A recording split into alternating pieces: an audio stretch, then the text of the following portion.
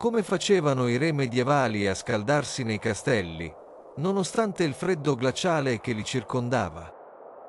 La domanda potrebbe sembrare semplice, quasi banale, ma racchiude in realtà un mondo di soluzioni ingegnose, disagi estremi e strategie curiose adottate da re, regine e cortigiani nei secoli più freddi della storia europea.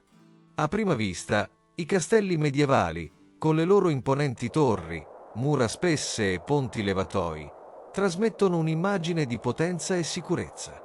Tuttavia, se si varcavano quelle soglie imponenti, ci si trovava di fronte a un ambiente tutt'altro che accogliente. L'interno di un castello era spesso gelido, umido e inospitale, al punto che vivere al suo interno durante l'inverno era una vera e propria sfida alla sopravvivenza. La causa principale di questo gelo costante risiedeva nella struttura stessa dei castelli.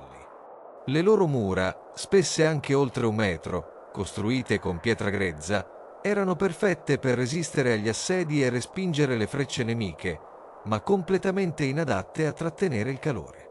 La pietra, a differenza del legno, assorbe il freddo e lo rilascia lentamente, generando un effetto simile a quello di una rudimentale refrigerazione naturale. Anche dopo giorni di fuochi accesi, l'ambiente interno rimaneva rigido. Documenti conservati negli archivi di castelli come quello di Windsor testimoniano lamentele di visitatori che, pur trovandosi in ambienti riscaldati da fuochi da giorni, continuavano a tremare per il freddo.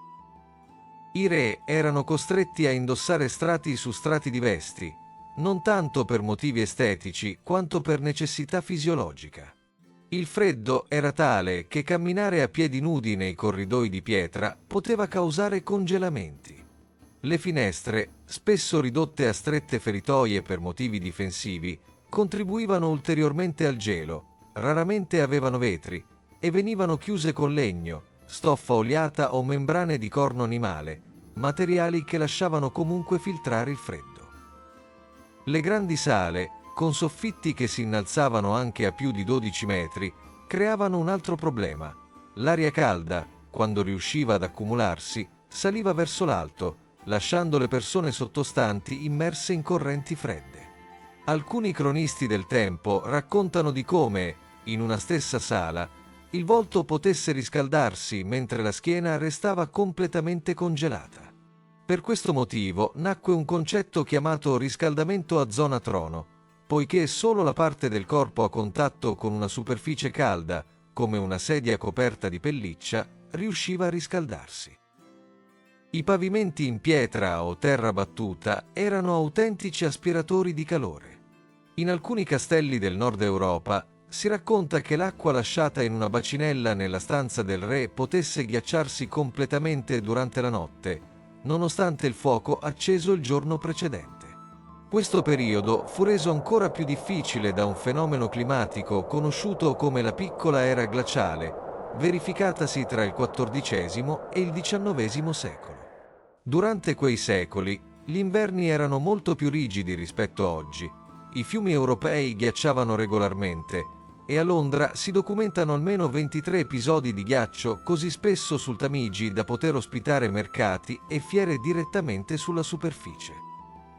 Ti sta sorprendendo scoprire quanto fosse difficile la vita nei castelli medievali? Lascia un like, iscriviti al canale e attiva la campanella. La vastità dei castelli era un ulteriore ostacolo al riscaldamento. Alcune residenze reali, come Hampton Court in Inghilterra, contavano più di 1000 stanze.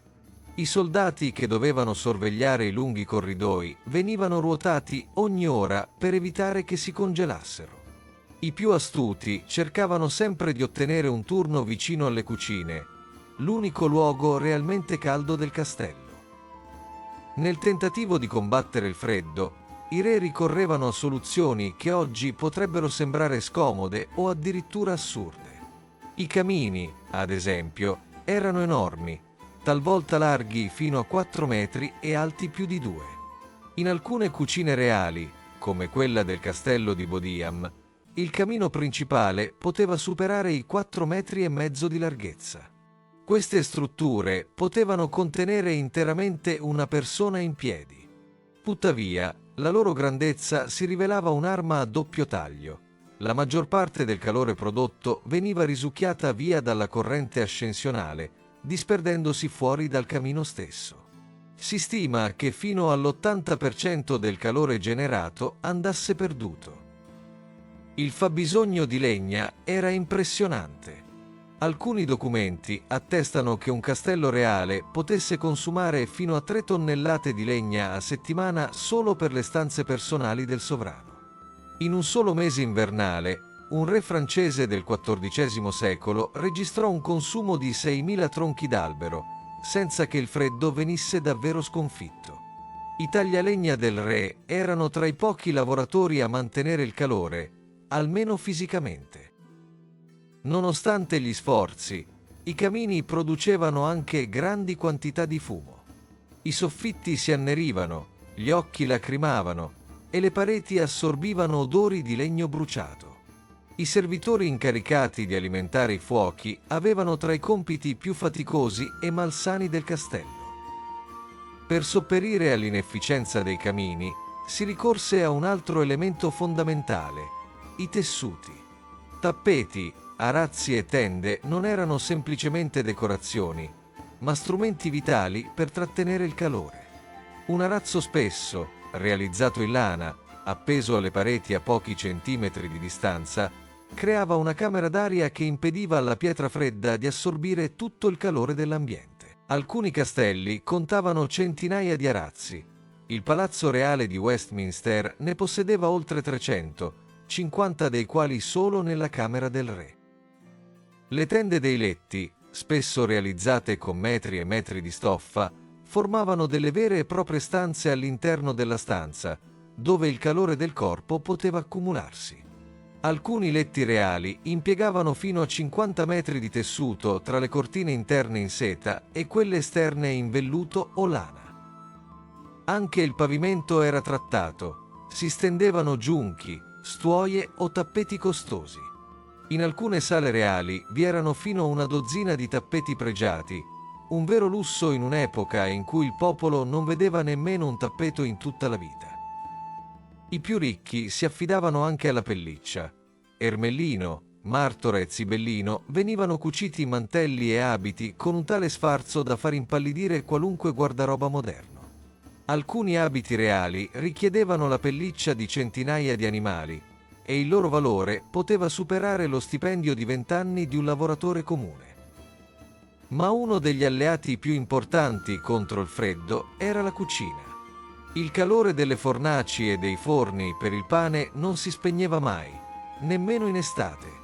I cuochi operavano in ambienti che potevano superare i 50 gradi centigradi e la loro fatica riscaldava, almeno in parte, anche gli ambienti adiacenti.